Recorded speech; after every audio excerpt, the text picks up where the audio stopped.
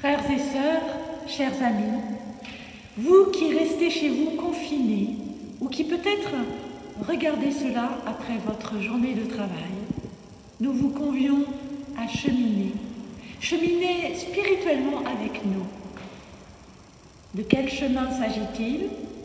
Celui d'Emmaüs, bien sûr. Ce chemin sur lequel le Christ vient à la rencontre de ses disciples. Que la grâce et la paix soient avec chacun et chacune de vous, au nom du Père et du Fils et du Saint-Esprit. Amen. Je vous invite à la prière. Seigneur, tu nous rejoins sur nos routes quotidiennes, même lorsque nous nous éloignons de toi, même lorsque notre cœur est froid et fermé et empêche nos yeux de te reconnaître. Par ton esprit, approche-toi de nous et ouvre nos cœurs et nos vies à ta présence. Amen.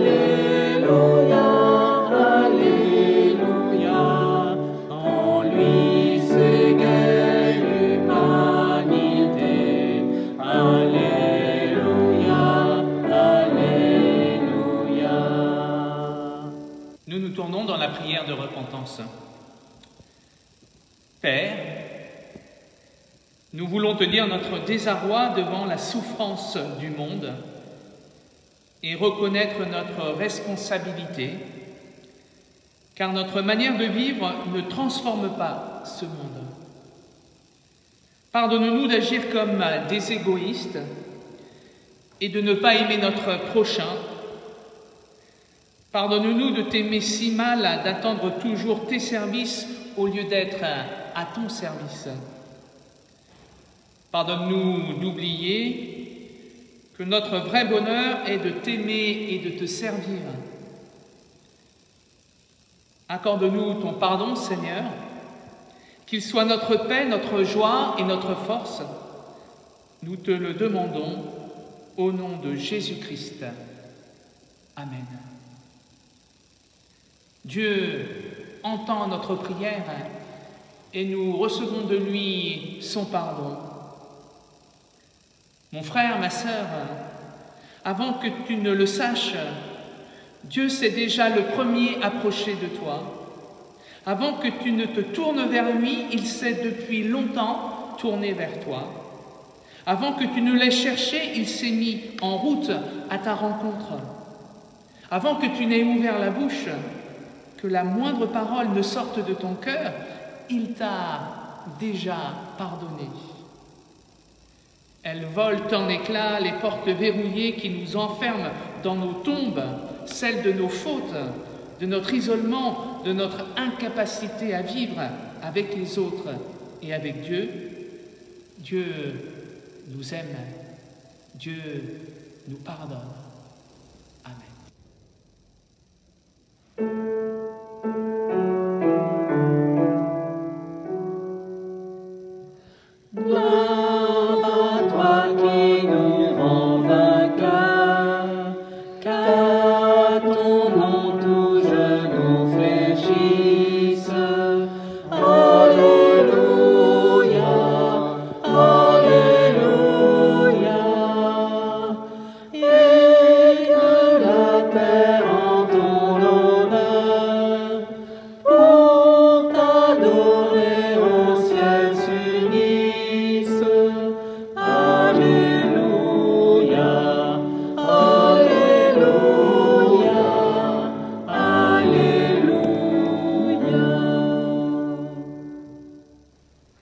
Une première lecture faite dans l'évangile de Luc au chapitre 24, le récit du chemin d'Emmaüs.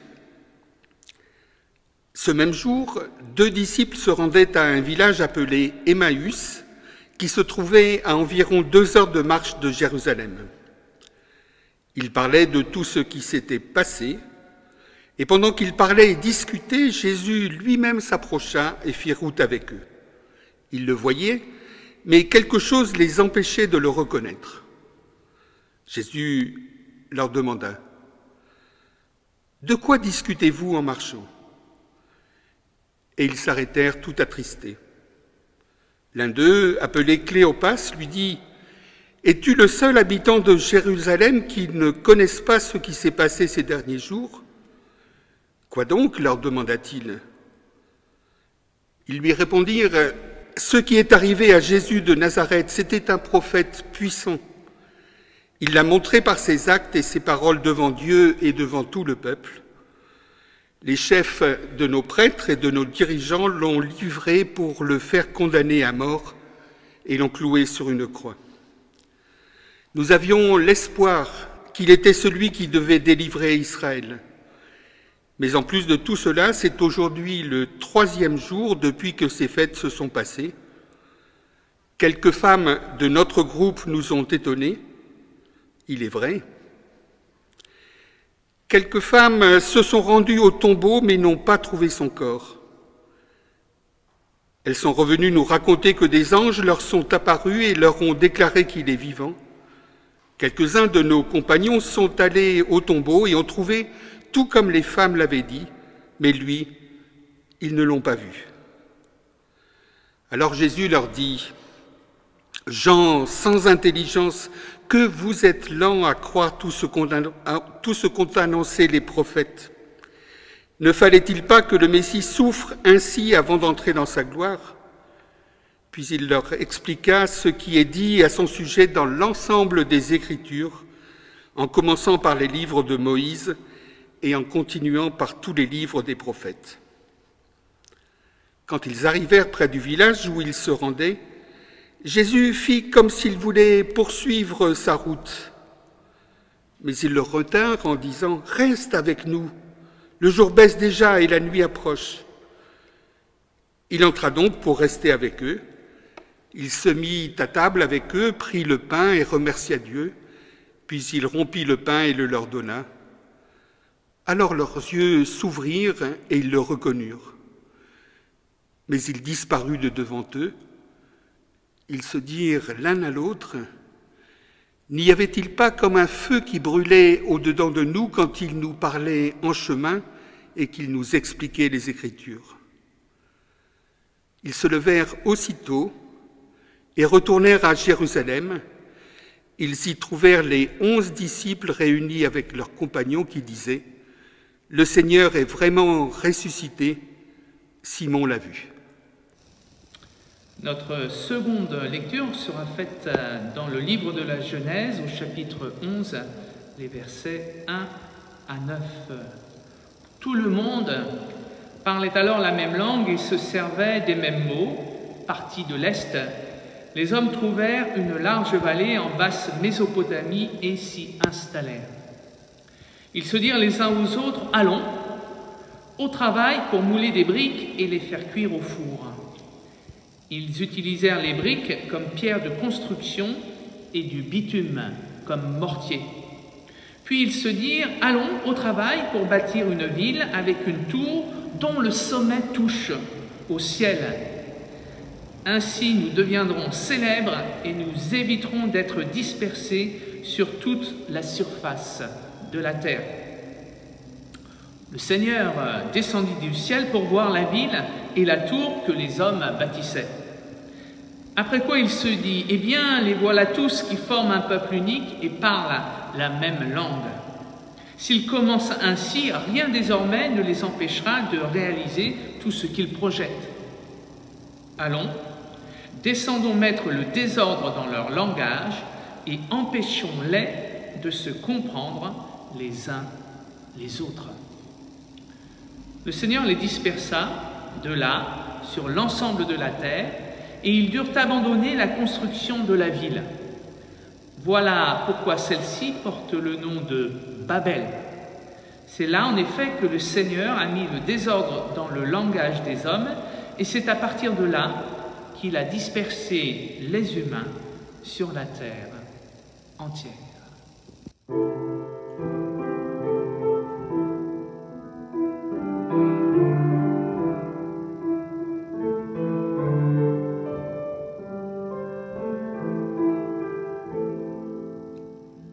La parole est à Dieu, dès la première aurore, triomphe la lumière, Dieu nous parle aujourd'hui.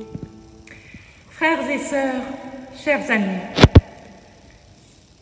je ne sais pas vous, mais moi, il m'arrive d'être profondément déprimée. Oui, il m'arrive d'être déprimée lorsque je vois dans quel engrenage je suis prise, moi, comme tout le monde. J'ai l'impression parfois d'être une bête à produire. Comment? Moi, pasteur? Eh bien oui, frères et sœurs, comme chacun d'entre vous, le travail pastoral ne consiste pas seulement à préparer le culte du dimanche matin et à faire un peu de caté. De plus en plus, il nous faut produire des rapports, des articles, préparer, convoquer, assister à des réunions, parfois en faire des comptes rendus, répondre à une quantité incroyable de mails, en lire beaucoup, sans savoir s'il faut y répondre, les garder, les détruire. Parfois, il m'arrive de les garder plusieurs mois, comme ça, sans parvenir à se décider. Il nous faut comptabiliser des actes pastoraux, des kilomètres, se préoccuper de l'offrande, préparer des diaporamas, installer une sono, un vidéoprojecteur. Et, depuis le confinement, nous nous sommes improvisés techniciens en communication via réseaux sociaux, télé ou visioconférence. Nous devenons vidéastes, décorateurs, monteurs. Mais ça, frères et sœurs, ce n'est rien. Ou en tout cas, ce ne serait pas grave si je pouvais me sentir un peu moins prise dans un mouvement général inexorable de productivisme qui détruit la vie familiale, la vie sociale, la vie de la planète. Oui, frères et sœurs, il m'arrive de penser que le monde est devenu fou et que nous sommes un peu comme ces peuples assemblés pour bâtir la tour de Babel, réunis par une seule langue. Laquelle? On pourrait penser qu'il s'agit du globish, cet anglais primaire et parfois approximatif, pratiqué par tous les peuples de la Terre pour communiquer sur les réseaux sociaux. On pourrait dire aussi que les chiffres sont la langue la mieux partagée du monde. Mais moi, je crois qu'il s'agit du langage économique.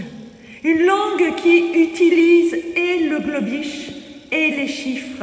Une langue qui s'affiche en termes de PIB, de croissance, de pouvoir d'achat, de productivité, de dividendes, de rapports, avec un baromètre sur lequel nos yeux sont constamment rivés, car ne sommes-nous pas aussi, personnellement, continuellement évalués, depuis la maternelle jusqu'à la retraite, et même après, car grâce aux montres connectées, désormais, même notre santé au quotidien est chiffrée en nombre de pas, en rythme cardiaque, en calories ingurgitées ou dépensées, pour que nous puissions mieux gérer la dépense médicale, etc., etc., etc. Oui, lorsque je me vois prise dans cet engrenage-là, il m'arrive d'être déprimée, car au sommet de cette montagne de chiffres, je ne vois rien, si ce n'est une illusion de puissance avec en haut les plus puissants, les plus riches, et tout en bas de l'échelle, les plus pauvres parmi les plus pauvres, qui aspirent à aller vers le haut. Et encore plus bas, la terre qui se vide progressivement de l'intérieur pour nourrir cette croissance. La tour que nous habitons creuse un abîme en dessous d'elle. On l'appelle parfois gouffre déficitaire, dette publique, pour mieux cacher la véritable dette qui est due à la terre, avec la catastrophe qui s'annonce derrière. Oui, frères et sœurs, chers amis, je ne sais pas vous, mais moi, il m'arrive d'être profondément déprimée, car je ne vois pas comment sortir de là.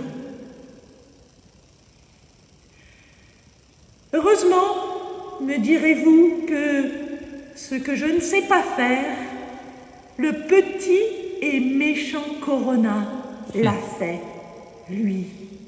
Il a arrêté la grosse machine économique. En réalité, le petit et méchant Corona est une des conséquences de ce gouffre, de cet abîme que nous creusons. Comme les catastrophes naturelles, incendies, sécheresses, typhons, les épidémies et la pollution, d'après un article du Monde diplomatique d'il y a quelques semaines, les pandémies sont une conséquence de la dégradation de notre environnement. Un signe potentiel de l'effondrement de notre tour de Babel nous invite à changer d'urgence. Pour la première fois, les pays du monde entier sont placés face au réel. Pour la première fois, les plus puissants de la Terre sont confrontés à un phénomène qui les arrête, tous ensemble. Sauf les GAFA. Google, Apple, Facebook et Amazon ne se sont jamais si bien portés, frères et sœurs. Il se pourrait que dans cette catastrophe aux conséquences désastreuses pour notre économie, les uns tirent leur épingle du jeu et nous entraînent à bâtir cette tour avec des moyens différents, les leurs notamment, tandis que d'autres cherchent à asseoir leur pouvoir et à reporter la responsabilité sur des boucs émissaires chinois, musulmans, étrangers et que sais-je encore. Quoi qu'il en soit, les hommes sont des muscles ou des cerveaux à exploiter, à manipuler. Il se pourrait bien qu'au lendemain de la catastrophe, nous repartions de plus belle pour rattraper le retard, que nous nous précipitions dans les magasins, chez les uns, chez les autres, pour faire la fête. Il se pourrait bien que nous nous dépêchions d'oublier. Alors que faire? Que faire pour que, enfin, notre monde change? That is the question, dis-je en globish. Frères et sœurs, chers amis, je ne sais pas vous, mais moi, il m'arrive d'être profondément déprimée. Et en relisant récemment ce texte de la Genèse où Dieu invite les êtres humains à remplir la terre et à la dominer, j'avoue que je suis restée une nouvelle fois perplexe. Est-ce que Dieu ne se serait pas trompé? Est-ce qu'il ne nous aurait pas emmenés dans le mur? Où est Dieu dans tout ça? Est-ce qu'il ne nous a pas abandonnés à ce projet délirant? Le judéo-christianisme n'est-il pas la racine du problème? Tenez, je me sens finalement un peu comme ses disciples sur le chemin d'Emmaüs, déprimé et perplexe. J'en viens même à douter, oui, douter de ma foi, du sens de mon ministère. Alors je relis ce texte écrit par Luc et je me demande s'il peut m'apprendre quelque chose. Et ce qui me frappe à présent, dans ce récit de l'évangéliste, c'est que Jésus vient rencontrer les disciples sur leur chemin même de déception, de doute, de sentiment d'abandon. Jésus fait route avec eux. Le mouvement n'est pas vertical, mais horizontal. Jésus se fait compagnon et s'adresse à eux dans leur propre langue. Alors je repense à tout ce que nous vivons depuis le début du confinement, à ce dégrisement auquel nous faisons tous face en ce moment, un peu comme la foule après la Pâque. La foule qui rentre chez elle et qui peut-être réalise ce qu'elle a fait. Demander la mort de celui que quelques jours auparavant elle avait acclamé. Oui, je me dis que nous sommes peut-être une grande majorité comme cette foule. Une foule qui rentre à pied chez elle et qui, durant ce temps, peut prendre le temps de penser, de réfléchir, de discuter, comme ces deux disciples qui parlent et qui élargissent leur conversation avec un inconnu. Et comme beaucoup d'autres en ce moment, je réalise que ce qu'a réalisé ce petit et méchant Corona peut être aussi vécu comme une opportunité de rencontre avec nous-mêmes, avec nos proches, et paradoxalement avec le monde. Il faut souvent faire un pas de côté pour rencontrer le monde. Et je pense au site internet de notre Église qui s'est animé de lectures et de méditations quotidiennes, au nombre de clics qui s'est multiplié et qui témoigne de la soif de réflexion et de sens que nous avons, aux prières du midi qui, de mensuelles, sont devenues hebdomadaires, à tout ce réseau d'appels téléphoniques vers les plus vulnérables d'entre nous qui s'est mis en place. Frères et sœurs, chers amis, je ne sais pas vous, mais moi, je me dis qu'il faut peut-être que j'arrête de regarder la montagne de difficultés à gravir, la montagne d'empêchements à combattre pour parvenir à changer le monde. Il faut que je cesse de ruminer la montagne de ma déprime, ma désillusion et mon angoisse. Et peut-être qu'enfin, je fasse attention à ce Jésus-Christ qui chemine avec moi à mes côtés, qui me rejoint dans mes ruminations et qui m'écoute. Il faut peut-être que je ne regarde plus vers le haut, mais que je rencontre le très bas.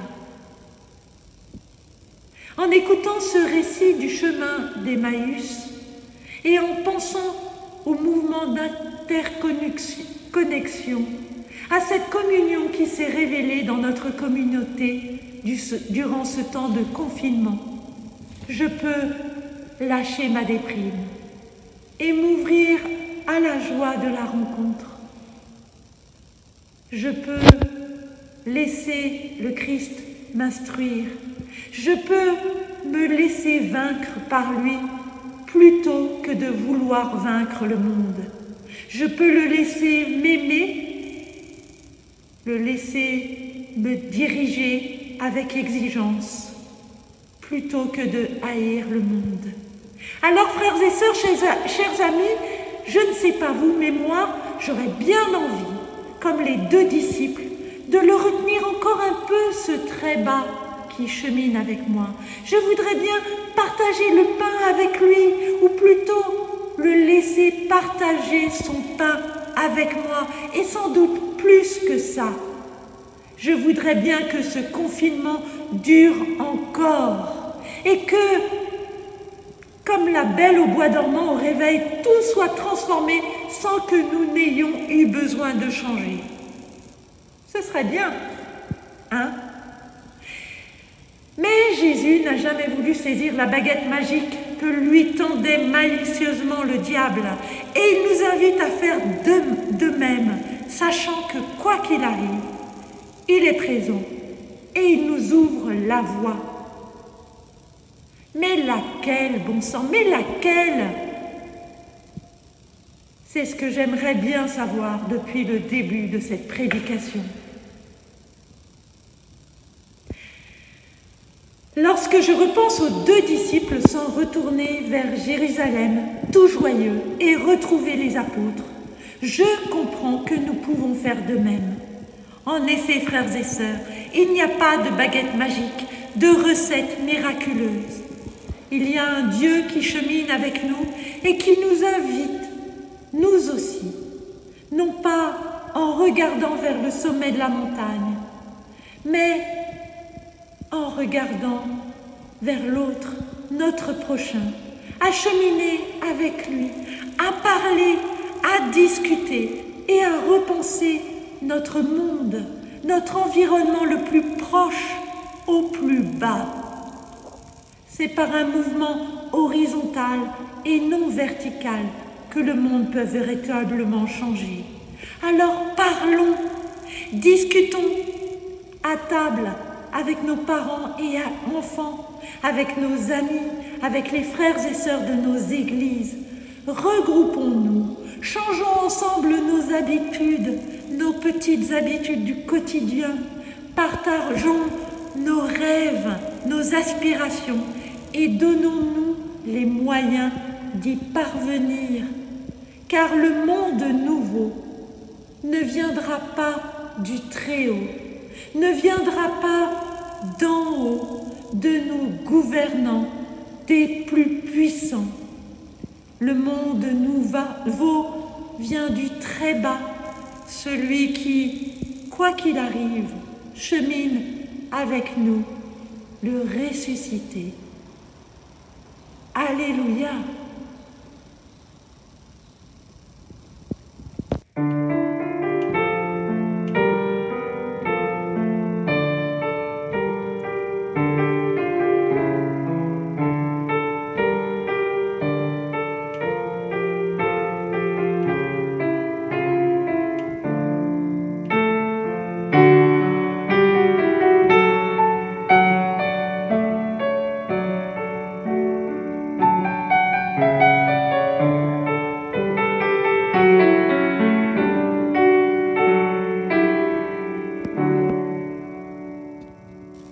Voici le temps de confesser notre foi, frères et sœurs, et je vous invite à reconnaître avec moi qui est Jésus pour nous, en nous associant à cette confession de foi écrite par Marion Muller-Collard. Je connais un Christ de chair qui se penche vers la terre pour accomplir la loi d'hier en parole d'aujourd'hui.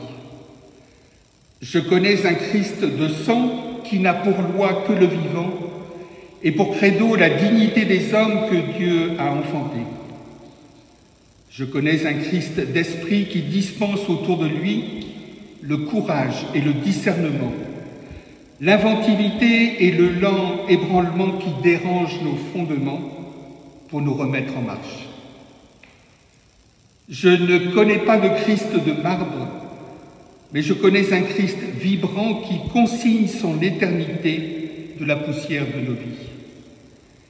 Et ce Christ de chair et d'esprit et de sang laisse les tombeaux, suscite des courants d'air et ranime les vivants. Amen.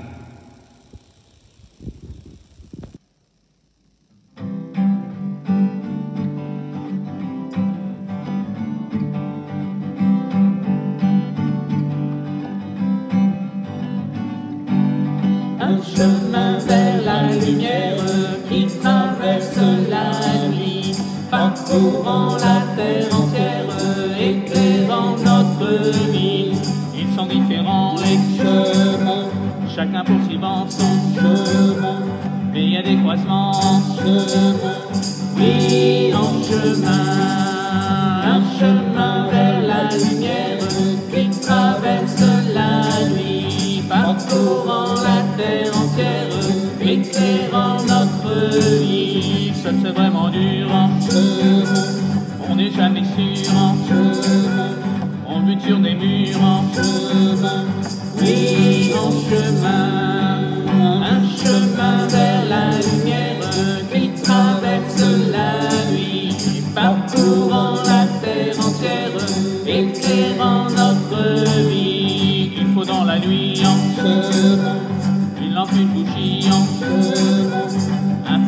mis en chemin, oui, en chemin, un chemin vers la lumière qui traverse la nuit, parcourant la terre entière, éclairant notre vie. Je vous invite à la louange. Te louer, mon Dieu, c'est construire un château avec des petits cailloux que l'enfant glane sur le chemin de ses rêveries. C'est faire un festin d'un bout de pain qu'offrira un voisin et qu'on mâchera lentement dans une grande attention au fait d'être vivant. Te louer, c'est siffler un air de printemps au plus profond d'un soir d'hiver, c'est regarder le point minuscule d'une étoile dans le ciel et revoir à la hausse les dimensions de l'univers. C'est revoir à la baisse notre propre importance, c'est de se sentir petit et immense de te connaître, c'est rire pour 3 fois rien, pour 3 fois rien aimer, c'est jouir simplement de se sentir vivant dans une poignée de main. Te louer, mon Dieu, c'est mordre dans un fruit, c'est goûter un vin nouveau, c'est reconnaître enfin ta divine alchimie derrière le goût de l'eau. Alléluia. Et pour prolonger cette louange, je vous invite à chanter avec nous au cantique 4107, Jésus, ton nom est le plus beau.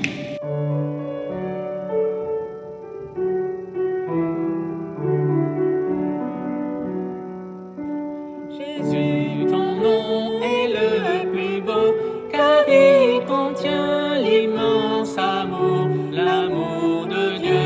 Alléluia. Alléluia, alléluia, alléluia, alléluia, alléluia, alléluia. Jésus, ton nom est notre paix, car il unit les noms de tous tes amis. Alléluia. Alléluia, alléluia, alléluia, alléluia, alléluia, alléluia. Jésus, ton nom est notre espoir, car seul tu as vaincu la mort, et pour toujours. Alléluia. Alléluia, alléluia, alléluia, alléluia, alléluia, alléluia. Jésus, ton nom est notre joie, car nous pouvons aimer aussi dans ton amour. Alléluia. Alléluia, alléluia, alléluia, alléluia, alléluia, alléluia. Jésus, la ronde et tu viendras te joindre à nous, tenir nos mains, chanter aussi. Alléluia. Alléluia, alléluia, alléluia, alléluia, alléluia, alléluia.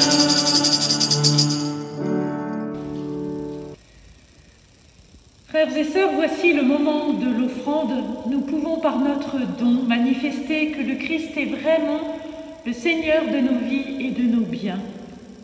Malgré le confinement, notre Église continue de payer les charges et les salaires des pasteurs. Pour y contribuer, nous vous invitons à envoyer un chèque au trésorier de l'Église protestante unie de Grenoble, 2 rue Joseph Fourier. Vous pouvez aussi faire un don en ligne sur notre site ou encore adhérer au prélèvement mensuel. Je vous invite à la prière. Seigneur Jésus, c'est en ton nom que nous remettons à notre Église une offrande joyeuse, l'offrande de notre argent, l'offrande de notre travail, l'offrande du temps nécessaire à l'écoute, et toute offrande que nous inspire ton amour. Amen. Éclairés et rassemblés par la parole, nous portons maintenant devant Dieu ceux qui nous entourent. Je vous invite à la prière.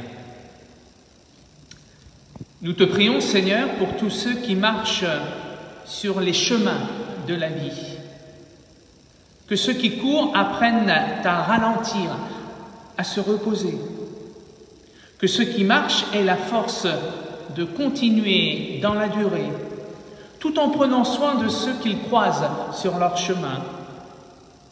Que ceux qui ne peuvent plus avancer soient relevés et remis en route par ta parole.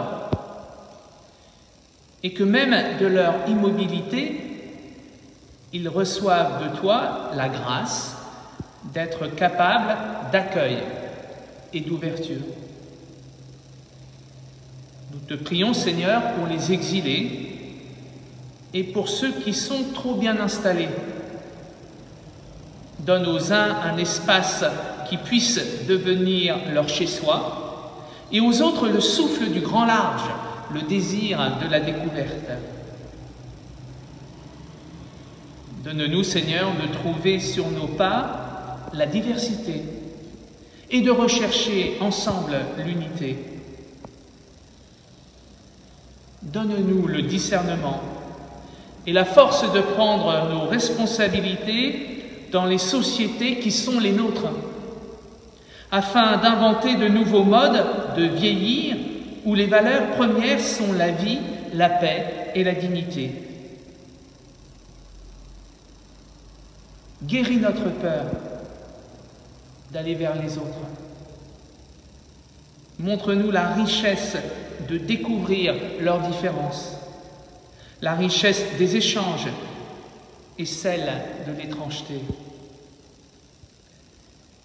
Et donne-nous, Seigneur, d'être des témoins de ton amour et des chercheurs de ta volonté. Alléluia. Et comme Jésus-Christ nous l'a enseigné, nous voulons te dire, notre Père, qui es aux cieux, que ton nom soit sanctifié, que ton règne vienne, que ta volonté soit faite sur la terre comme au ciel. Donne-nous aujourd'hui notre pain de ce jour. Pardonne-nous nos offenses, comme nous pardonnons aussi à ceux qui nous ont offensés. Et ne nous laisse pas entrer en tentation, mais délivre-nous du mal, car c'est à toi qu'appartiennent le règne, la puissance et la gloire pour les siècles des siècles. Amen. Dans l'évangile de Luc, au chapitre 24, verset 33, voici ce que nous pouvons lire. Ils se levèrent à ce moment même, retournèrent à Jérusalem et trouvèrent assemblés les 11 et ceux qui étaient avec eux. Oui, le corps des disciples s'est mis en mouvement. Comme d'un seul homme, ils se sont levés et ont couru retrouver les 11 et leurs compagnons. Leur regard tourné vers Jérusalem, ils ne perdront plus Jésus des yeux. Leurs yeux ont vu celui qui leur était caché. Jésus n'est pas mort, non, car il donne sa vie. Alors, frères et sœurs, levons-nous, nous aussi, à la suite de Jésus, à la suite des femmes qui de bon matin allèrent au tombeau, à la suite des disciples et de tous ceux qui reconnaissent Jésus comme Seigneur. Levons-nous pour recevoir la bénédiction de celui qui est avec nous du très bas. Recevons la bénédiction, que le Christ ressuscité vous ouvre des passages dans vos deuils, dans vos peurs et dans vos heures de souffrance. Que le Christ ressuscité chante en vous l'espérance plus lumineuse que les abîmes. Que le Christ ressuscité vous accompagne dans le printemps des commencements. Alléluia.